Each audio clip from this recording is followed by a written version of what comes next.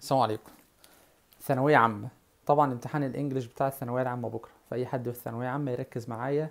هديك كده فيديو صغير كده تذكرة. طبعا هو طول السنة اللي ذاكر واللي تعب واللي اجتهد خلاص، بس خد مني شوية الحاجات البسيطة دي، يمكن ربنا يسهل ويجي منها بكرة في الامتحان ان شاء الله. ركز معايا، خلي بالك من so و such.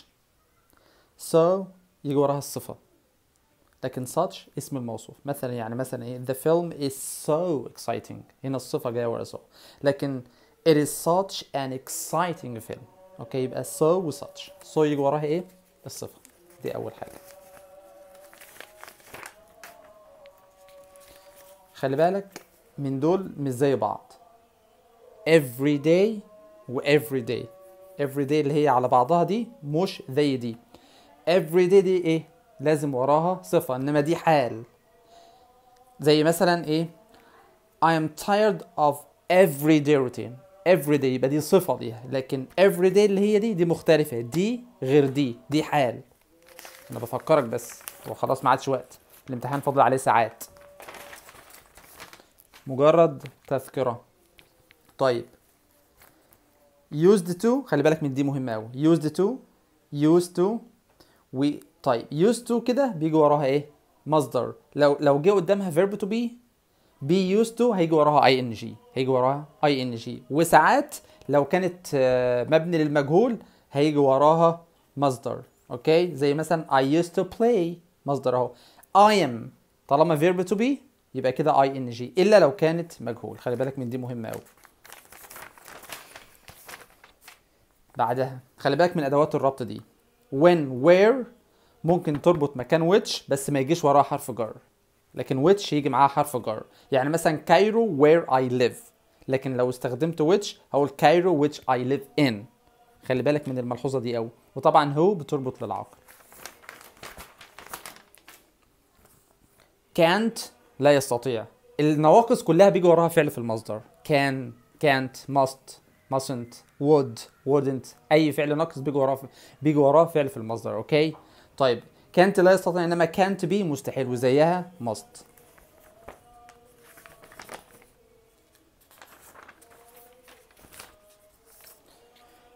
خلي بالك من المعلومة دي برضو. I used to always، التكرار دي تيجي مع would، انما مش مع used to. تيجي مع مع would. I would always study، يبقى always تيجي مع would. خلي بالك من دي a few و few. a few معاك بس يكفي. يعني مثلا I have a few، يعني عندك حاجة بس you don't need more، but few you need more. معاك وما يكفيش. اوكي، يبقى مختلفين.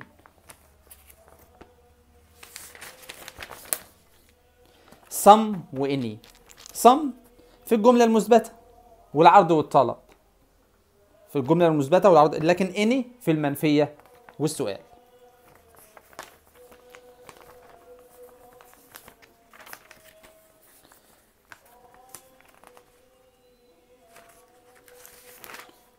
نيجي لدي enough و to.